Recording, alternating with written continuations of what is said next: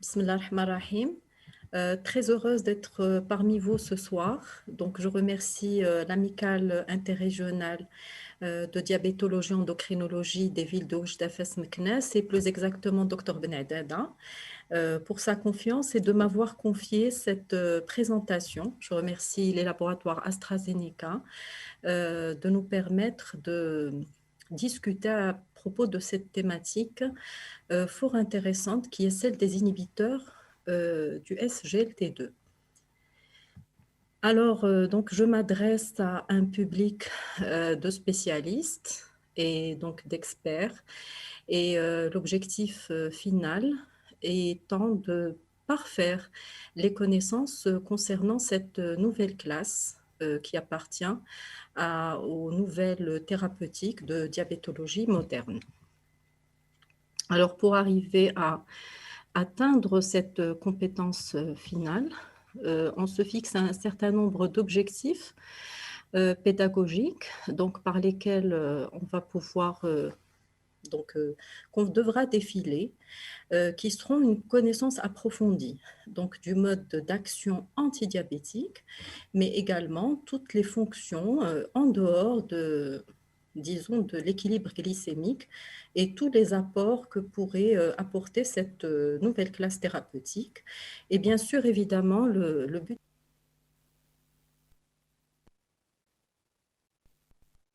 arsenal thérapeutique des patients diabétiques de type 2. Alors, pour l'outil ou la méthode pédagogique, je vais me baser sur des questionnements, sur des petits quiz de temps en temps, donc pour solliciter l'assistance. Avant d'aller donc au fond du sujet, et vu que cette classe va passer à travers son action, va passer à travers le rein, nous allons voir très rapidement quelle est la fonction du rein dans la régulation glycémique, évidemment en situation de physiologie. Donc, vous avez ici en face de vous un schéma qui montre donc la microanatomie rénale et nous avons ici, je vais prendre juste le curseur, un surligneur. Donc, nous voyons ici que le glucose est filtré massivement par le rein pour être finalement réabsorbé. La majorité de glucose étant réabsorbée, moins de 1 gramme par jour est excrété dans les urines, pour ne pas dire nullement excrété. Autrement dit, le rein épargne le glucose, ce glucose qui est précieux à l'organisme. Alors, cette réabsorption de glucose va être justement cette cible d'action principale des inhibiteurs du SGLT2. Alors, pour aller plus exactement dans le détail de cette réabsorption, nous avons ici le néphron avec le glomérule et ici le tube contourné proximal, et les SGLT2 vont se situer dans cette partie proximale du néphron et devoir excréter 90% du glucose qui a été filtré au niveau glomérulaire. Donc la réabsorption du glucose se fait massivement par les SGLT2, très faiblement par les SGLT1, et c'est ça qui va permettre finalement d'avoir une glycosurie ou une glucosurie qui va être nulle. Et donc le travail principal va être fait par ces transporteurs de glucose que nous verrons de plus près. Et donc finalement, le glucose est réabsorbé au niveau rénal d'une manière qui est très indépendante de l'insuline du pancréas, et cette excrétion, elle va se faire, cette réabsorption, elle va se faire systématiquement, automatiquement, et l'excrétion n'aura lieu que si jamais la glycémie dépasse 1,80 g, seuil à partir duquel, donc, comme vous le savez très bien, nos patients diabétiques deviennent glucosuriques, polyuriques et polydipsiques. Donc, nous allons avoir un dépassement de la capacité du rein à retenir le glucose lorsque la glycémie dépasse 1,80 g. Maintenant, regardons de plus près cette super famille de SGLT. Alors, les SGLT1 ou 2 ou 3 ou 4 ou 5, comme le montre ce tableau, ne sont pas situés exclusivement au niveau du rein. On a le cœur, l'intestin, le muscle, le cerveau, le foie. Donc, c'est une famille de transporteurs qui transportent des molécules, du glucose, du galactose, du sodium, etc. Ce qui nous intéresse, nous, c'est le glucose au niveau rénal. Et là, nous allons voir avec le détail, et c'est ça qui est attendu, de connaître parfaitement le travail et la fonction de ces transporteurs qui devront être inhibés par les molécules innovantes d'inhibition du SGLT2. Regardez ici, nous avons ici le fameux cotransporteur. Pourquoi cotransporteur? D'abord, excusez-moi, j'ai schématisé le secteur urinaire par le jaune, le secteur plasmatique par le rouge, et ici, nous avons une cellule tubulaire rénale, d'accord, du tube contourné proximal. Sur ces cellules tubulaires se situent ces transporteurs. Qu'est-ce qu'ils font? Ils vont faire passer dans la cellule une molécule de glucose associée à une molécule de sodium. C'est pour ça qu'on les appelle cotransporteurs sodium-glucose ou glucose-sodium. Donc, chaque molécule de glucose qui rentre dans la cellule va être accompagnée d'une molécule de sodium. Alors, elle rentre dans la cellule, elle va traverser l'autre côté de la barrière pour aller vers le secteur plasmatique et réabsorber grâce au canaux GLUT. Évidemment, le glucose ne traverse pas d'une manière anarchique les membranes cellulaires, ça se fait grâce au canaux GLUT. Et évidemment, le sodium, quand il sort de la cellule, grâce à la pompe ATPase, il est échangé avec le potassium. Donc finalement, on est en train de voir que ces transporteurs ne travaillent pas seuls. Ils travaillent grâce à une collaboration immédiate des canaux GLUT. Dès qu'ils rentrent le glucose, ils le font passer de l'autre côté. Et dès qu'ils font rentrer le sodium, ils le font passer également de l'autre côté grâce à la pompe ATPase. Donc, ce sont des canaux de cotransport qui agissent avec un gradient de pression contre un gradient de pression et qui vont, regardez bien, retenir le sodium. Donc, c'est comme un effet aldostérone, donc une rétention sodée. Et à partir de ce phénomène, imaginez le bénéfice de bloquer ce transporteur, donc du coup, qui va bloquer donc la réabsorption du glucose, mais aussi du sodium qu'on va voir plus loin et tout ce que ça peut apporter sur les chiffres tensionnels de la personne diabétique.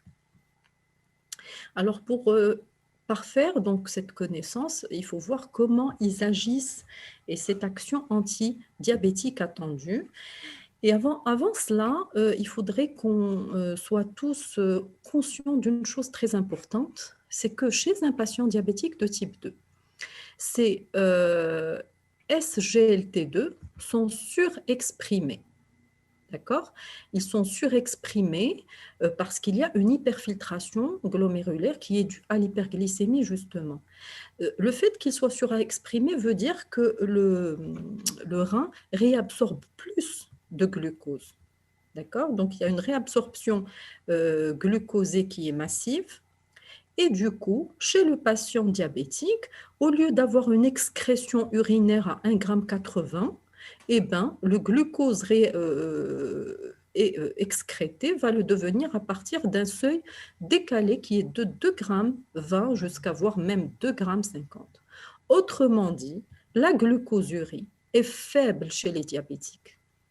Il faut qu'on sache que les diabétiques n'urinent pas beaucoup de glucose ou insuffisamment, justement parce que le seuil rénal d'excrétion glucosée va être décalé vers des valeurs supérieures. Et donc, vous voyez tout l'avantage de provoquer une glucosurie et de provoquer une natriurèse. Et ça, c'est le rôle vraiment attendu de ces inhibiteurs du SGLT2. J'espère que j'ai été assez claire sur ce point. Donc, l'inhibition de ce transporteur SGLT2 va provoquer une glucosurie, une excrétion d'urine, l'absence de réabsorption et cette glucosurie thérapeutique s'appelle, c'est une action glucorétique, on peut l'appeler comme ça, et ça va entraîner une baisse de l'hémoglobine glyquée parce qu'il y a immédiatement une perte glucosée et donc le résultat avec ces inhibiteurs SGLT2 est assez rapide. Et avec ça, C'est le schéma qu'on a vu tout à l'heure à gauche, mais regardez à droite, grâce à cet effet, nous allons avoir un décalage de la glucosurie qui va être provoqué plus rapidement. Et de cette manière-là, le patient diabétique va perdre le glucose dans les urines assez rapidement et être libéré de cette hyperglycémie. Donc, la baisse glycémique, comme j'ai dit, est assez rapide et immédiate. Le mécanisme principal est la glucosurie. Ça suppose, je le dis dès maintenant, que la fonction rénale soit normale. Si la fonction rénale est altérée ou compromise, eh ben, on aura une perte d'efficacité et peut-être qu'on aura, je dirais, on n'aura aucun intérêt à prescrire cette classe. On verra ça dans le côté pratique un peu plus loin. Maintenant, un petit peu d'histoire, très peu rapidement, hein. D'où viennent ces inhibiteurs du SGLT2? Donc, nous sommes les spécialistes. On doit en savoir un peu plus quand même. Alors, il faut savoir que ça vient à partir d'une molécule qui s'appelle la florizine, qui a été découverte au 19e siècle. Ça fait plus de 100, à peu près 150 ans. C'est un produit d'écorce, l'écorce de pommier essentiellement. Et cette molécule inhibe les deux, les inhibiteurs de SGLT1 et SGLT2, c'est-à-dire les deux. Et elle a été testée très tôt dans les années 1980 chez le rat, a démontré son effet diurétique, glucorétique, mais malheureusement, il y avait trop d'effets secondaires gastriques, elle a été abandonnée. Et ce n'est que dans les années 1990 et 2000 et plus tard que des molécules avec inhibition, j'insiste, spécifique sur les transporteurs SGLT2 ont vu le jour. C'est la classe des glyphlosines. Ici, c'est la molécule de la florizine. Et lorsque je présente là un peu plus loin celle de la dapagliflozine, puisque c'est de cela qu'on parle tout de suite, vous voyez qu'il y a une grande similitude. Donc cette dapagliflozine est un inhibiteur des transporteurs SGLT2 qui se fixe sur ce SGLT2 rénal tubulaire d'une manière réversible, compétitive et hautement sélective. Et ça, c'est très important. Ça limite beaucoup les effets secondaires d'ordre généraux et systémiques. Alors, la molécule, elle devrait agir où? À quel niveau? Au niveau rénal.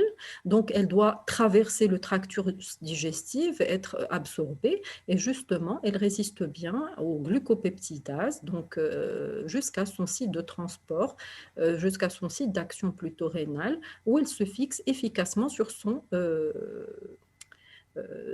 site cible, le site cible étant le SGLT2. Donc le pic d'action est rapide, 1 à 2 heures, et 13 heures à peu près de demi-vie, ce qui lui vaut, ses propriétés pharmacocinétiques et pharmacologiques lui valent la possibilité de l'administrer en une fois par jour, et ça c'est un très grand avantage pour ces classes-là, pour cette classe-là par rapport à l'observance et la compliance thérapeutique. On a vu que maintenant, ces inhibiteurs SGLT2 agissent grâce à la glucosurie. Et c'est l'effet principal, mais est-ce qu'il y aurait un autre effet par lequel il baisserait la glycémie? Et là, je vous pose la question, d'après vous, est-ce que c'est par un effet natriurétique? Est-ce que c'est en inhibant le glucagon qui est une hormone hyperglycémiante? Est-ce que c'est par un effet stimulant sur la cellule bêta ou un effet sur l'insulinosensibilité résistance? Ou bien est-ce que c'est purement et strictement une glucosurie? C'est ce que nous allons voir. Alors, j'ai montré une seule étude, mais il y en a tellement, et je vais vous avouer tout de suite que j'étais inondée de littérature avec les inhibiteurs SGLT2 et la dapagliflozine, plus exactement. Il y a tellement de choses dessus. Et là, je n'ai représenté qu'une seule étude expérimentale chez l'animal, donc c'est la souris diabétique mutée DBDB, chez qui le diabète est provoqué, pour laquelle la dapagliflozine a été administrée par voie intragastrique pendant 1 mois et demi. Et il a été constaté une nette amélioration chez cette souris-là versus des souris contrôle du profil insulinique glucagon d'insulinorésistance, mais essentiellement une réplication des cellules bêta, en sachant qu'il n'y a pas de SGLT2 au niveau bêta. Donc, la molécule n'agit pas sur la cellule bêta directement, et pourtant, il y a une régénération de la cellule bêta. Donc, c'est un constat expérimental. À part ça, et en parallèle à cela, alors déjà sur ce point, les théories disent que peut-être que c'est un phénomène de rupture de la glucotoxicité. Je vous ai montré que la glucosurie est massive, la baisse glycémique est rapide et la rupture de la glucotoxicité pourrait redonner de la force sécrétoire à la cellule bêta, comme on voit avec un certain nombre de molécules. Par ailleurs, et sur un autre volet, il y a beaucoup de littérature, que ce soit chez l'animal, en expérimental ou chez l'homme, que ce soit chez les diabétiques ou les prédiabétiques, sur l'action stimulante de la sécrétion de la sensibilité à l'insuline, c'est-à-dire une limitation de la résistance insulinique. Et ici, c'est un travail qui a été présenté à l'EASD en 2017 qui montre bien tout le bénéfice sur la résistance à l'insuline et les auteurs l'expliquent par le fait qu'il y a un impact très bénéfique sur le gras hépatique, sur la stéatose hépatique, sur les paramètres de masse grasse qui est réduite et du coup un meilleur travail au niveau hépatique essentiellement et donc une amélioration de l'insulino-résistance. Donc finalement, la dapagliflozine, comme le montre la littérature, agit directement comme toute la classe des inhibiteurs du SGLT2 via la glucosurie, mais il y a une autre piste qui est la piste de la sensibilité à l'insuline qui pourrait être améliorée. Et là, cette force hypoglycémiante, elle est retrouvée dans les études de développement ici de la dapagliflozine que je vous montre et il y a une baisse très importante, que ce soit en monothérapie de l'hémoglobine glyquée, en association à la metformine, sulfamide et autres thérapeutiques.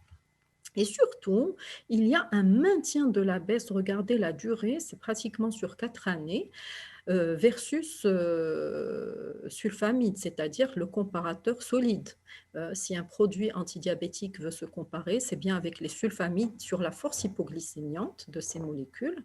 Et là, nous avons un effet comparable de cette baisse glycémique maintenue sur le long terme. Alors, baisse de la glycémie et baisse de l'HbA1c avec un avantage sur les hypoglycémies et c'est ce qu'on veut tous, préserver le patient des accidents et des incidents hypoglycémiques et nettement réduite.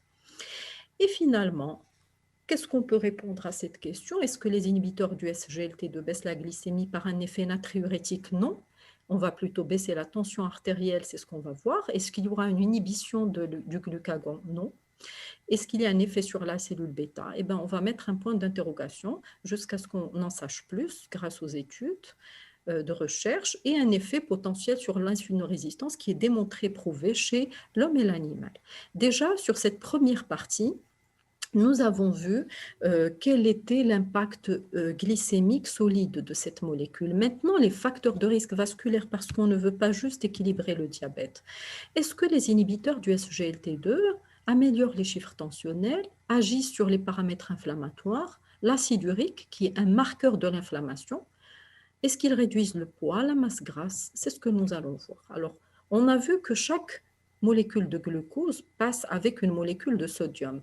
Si je bloque cette réabsorption, je vais provoquer donc une glucosurie associée à une natriurèse. Et c'est accompagné d'une réduction du volume important plasmatique et une baisse de 3 à 5 mm de mercure de la pression artérielle.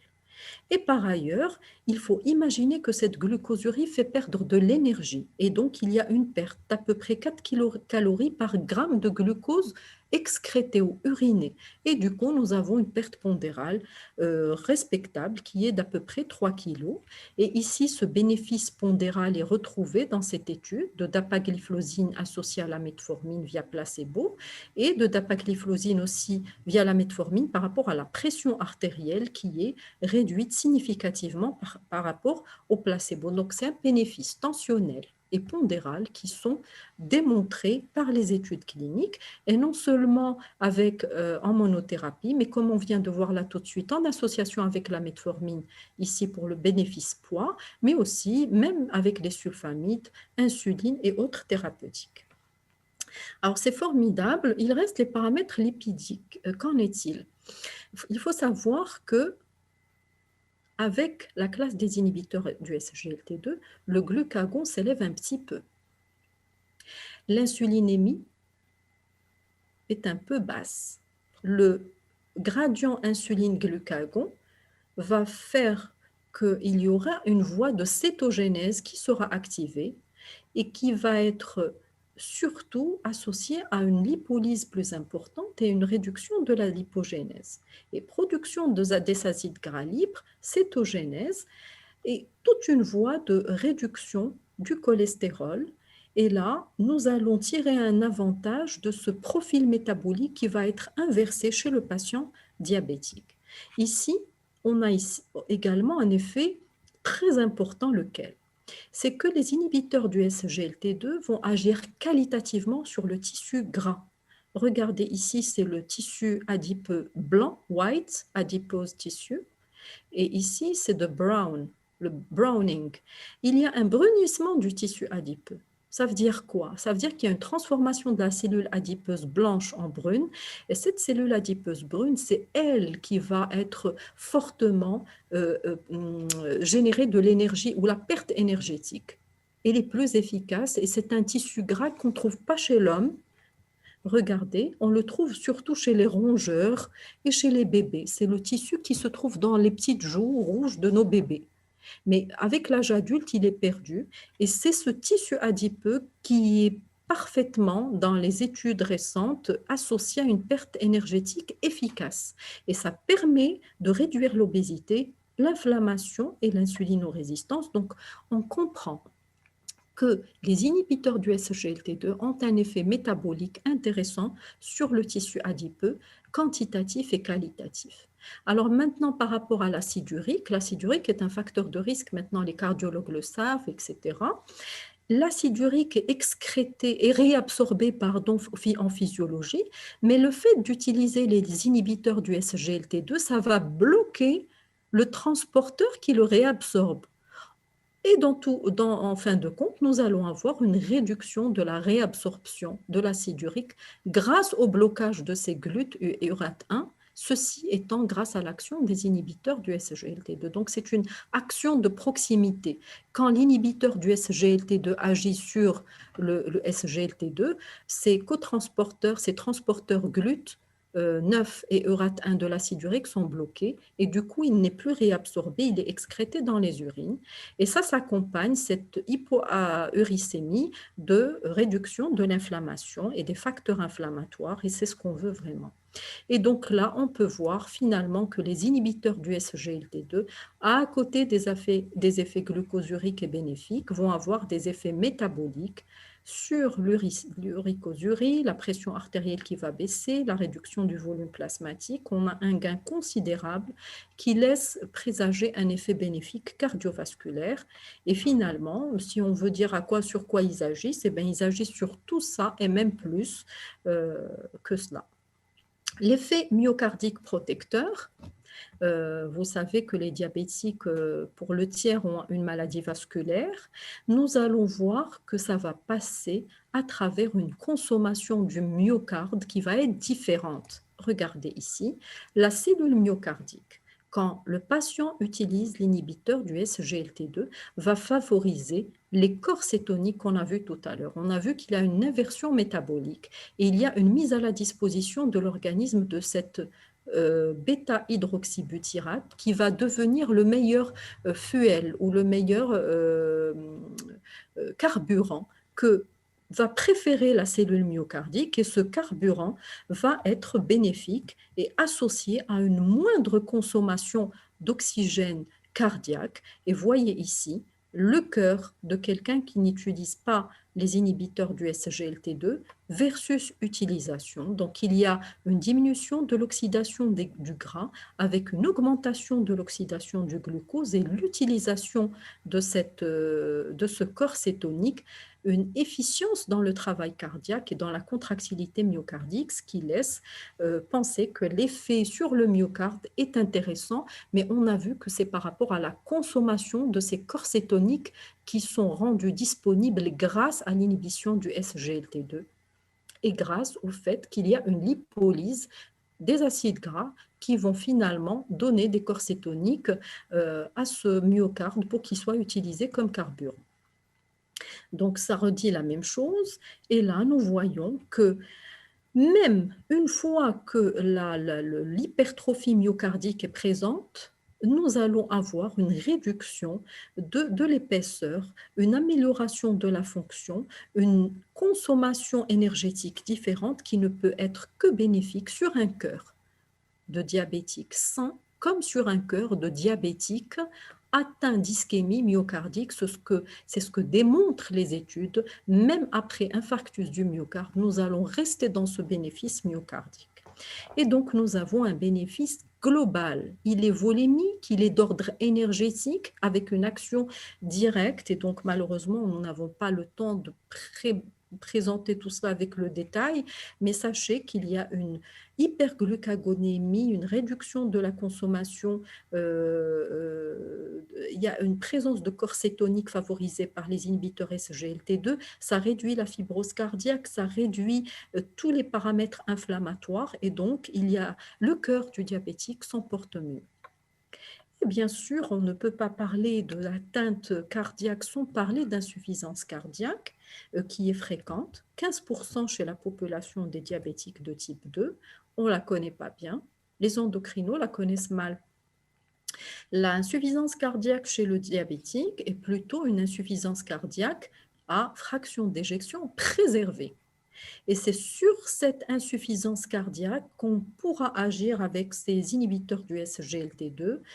Et il y a ici un rapport très important qui a été publié récemment dans la revue Circulation qui montre qu'il y a des effets inattendus et bénéfices sur l'insuffisance cardiaque dans l'étude DECLAR et dans les suites de l'étude DECLAR qui est la CVOT allouée à la dapagliflozine.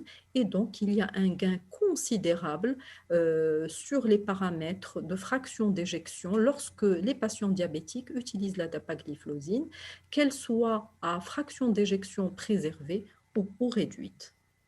Et regardez ici, un cœur ou un myocarde d'insuffisance cardiaque, il y a un œdème ici interstitiel qui est évident, et bien l'inhibiteur du SGLT2 va vider le corps, libérer cet œdème musculaire et préserver le volume sanguin, alors que malheureusement, avec les diurétiques, il y a une hypovolémie interne et il y a une diminution du volume vasculaire intracardiaque qui contraste justement avec cette réduction du volume interstitiel. Donc l'effet est de préserver le volume intramyocardique et ça vasculaire et c'est très important. L'étude DECLAR, Timmy le montre bien, elle vient appuyer, renforcer les résultats des AMPA-REG, CANVAS, des autres classes et molécules de la classe. C'est une étude qui a porté donc, sur des patients diabétiques, évidemment, mais qui ont un risque vasculaire qui est moindre que dans les autres études et qui montre sur le MACE, sur les critères MACE, une réduction de 17%, une réduction de 7%, c'est-à-dire qu'il y a une sécurité vasculaire et par rapport à l'insuffisance cardiaque et la mortalité d'origine cardiovasculaire de 17% et qui vient confirmer, appuyer toutes ces données de physiopathologie qu'on vient de voir. Donc, 27% de réduction de l'hospitalisation pour insuffisance cardiaque. Et malheureusement, nous ne sommes pas autorisés à présenter d'autres études de la DAPA-HF et donc nous restons sur ces résultats-là. Et donc que ce soit en présence d'une maladie vasculaire établie préalable ou non, donc la réduction d'hospitalisation pour insuffisance cardiaque, elle est bien présente avec la dapagliflozine. C'est ce qui nous apporte un bénéfice extraordinaire chez les patients diabétiques et c'est ce que je viens de dire là aussi, même chez les patients qui ont un antécédent d'infarctus du myocarde. Donc il y a un gain cardiovasculaire chez la population à risque vasculaire mais qui n'est pas atteinte de maladie cardiovasculaire et chez ceux dont l'atteinte vasculaire et myocardique est prouvée dans le sous-groupe d'infarctus du myocarde. Donc sur tout le panel et surtout le profil cardiovasculaire des patients diabétiques, nous allons retrouver ce bénéfice. À côté de cela, nous avons le rein. L'atteinte rénale également une cible. Les inhibiteurs SGLT2 agissent au niveau du rein. Ils sont éliminés par le rein et ils vont protéger le rein. Donc la maladie rénale existe chez le diabétique. Il n'y a plus ce qu'on appelle la maladie rénale et la maladie cardiaque. Donc, il y a le syndrome cardio-rénal. Donc, c'est l'ensemble. On ne peut pas avoir d'atteinte cardiaque avec une préservation du rein et vice-versa. Donc, on est absolument conscient de cela. Les inhibiteurs du SGLT2, notamment la dapagliflozine, réduisent la pression intraglomérulaire, donc préservent le rein. Elle préserve le rein, elle préserve la fonction rénale, la filtration, réduit les paramètres de dégradation rénale. Et donc ici, je schématise toutes les manières et tous les sites possibles à travers lesquels cette classe d'inhibiteurs de SGLT2 peut être bénéfique, que ce soit sur les cellules tubulaires, que ce soit sur les cellules de Lenz, que ce soit au niveau glomérulaire, et le final étant une réduction de la protéinurie, une préservation de la fonction rénale. Encore une fois, nous ne sommes pas autorisés à parler donc de l'étude spécifique sur le rein par rapport à la dapagliflozine. Et le schéma que j'ai montré par rapport au cœur tout à l'heure va être reproduit avec le rein en montrant tout le bénéfice qu'on va avoir sur les différents segments tubulaires rénales chez les patients qui utilisent les inhibiteurs du SGLT2. Et nous avons vu donc finalement, au final et pour terminer, et un peu rapidement, sans pouvoir donner plus de détails sur les différents points, le bénéfice glycémique sur l'hémoglobine glyquée et sa pérennisation sur les années, le bénéfice cardio-rénal. Et avec ces données-là, on va devoir faire le choix avec le malade et non pas pour le malade, et savoir prescrire justement à ce patient diabétique de type 2 qui est au centre des soins, qui est au centre de la décision thérapeutique et qui devra bénéficier de ces inhibiteurs du SGLT2 lorsqu'ils seront indiqués. Donc quand là, les recommandations, depuis 2018, j'ai mis 2018, mais ça reste et s'est renforcé année après année, au fur et à mesure que les données de la littérature, les données tombent,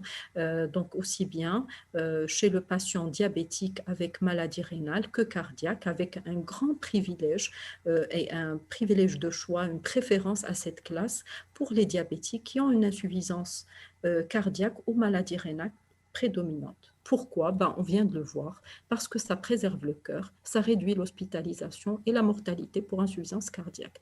Donc c'est parfaitement évident, c'est la médecine basée sur les preuves scientifiques. Et là, je suis juste en train de vous montrer que toutes les sociétés savantes que vous avez devant vous privilégient la classe des inhibiteurs du SGLT2 chez les diabétiques avec les maladies rénales chroniques et le CADIGO, le groupe d'études sur l'insuffisance rénale, donc pour les patients diabétiques de type 2, privilégie cette thérapeutique chez la majorité des patients et considère que c'est une classe thérapeutique absolument importante. Alors sur le plan pratique, bon, il n'y a pas grand-chose à dire puisqu'il n'y a aucune difficulté pour la prescription, l'initiation des glyphlosines. Pour la dapagliflozine, donc elle est démarrée à un comprimé par jour. On a vu sa pharmacocinétique, elle persiste une demi-vie de 13 heures, donc va devoir agir sur 24 heures. Elle est prise indépendamment des repas, comme on veut, à l'heure choisie par le patient. Il faut justement veiller à ce que la fonction rénale soit supérieure à 60 ml par minute pour qu'on soit dans une efficacité thérapeutique et dans la glucosurie. Et évidemment, bien sûr, il ne faut pas l'initier chez les insuffisants rénaux avancés. Et lorsqu'on a des malades qui sont déjà sous sulfamide ou sous insuline, il faut savoir réduire la dose de sulfamide ou d'insuline si on a besoin d'introduire l'inhibiteur du SGLT2 pour éviter les hypoglycémies. Et chez le sujet âgé, il n'y a pas de dose, il n'y a pas d'adaptation de dose qui est recommandé.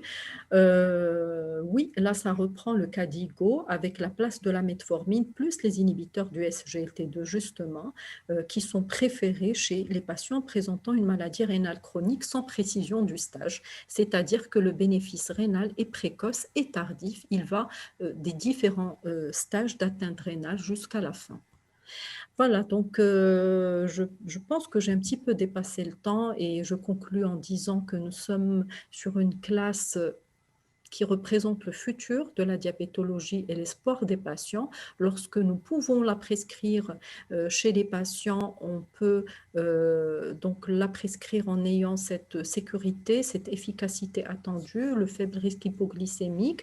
Donc tout ça, c'est du bénéfice. Et on a vu avec les études que je vous ai montrées les différentes associations et le bénéfice tensionnel, pondéral, glycémique qu'on peut avoir en l'associant avec les différentes classes et molécules, et la double protection rénale et cardio-rénale qui peut être apportée avec les inhibiteurs du SGLT2 et plus exactement la classe de la dapagliflozine. Avec ça, donc, je vous remercie pour votre écoute et je vous retrouve pour la session de questions-réponses.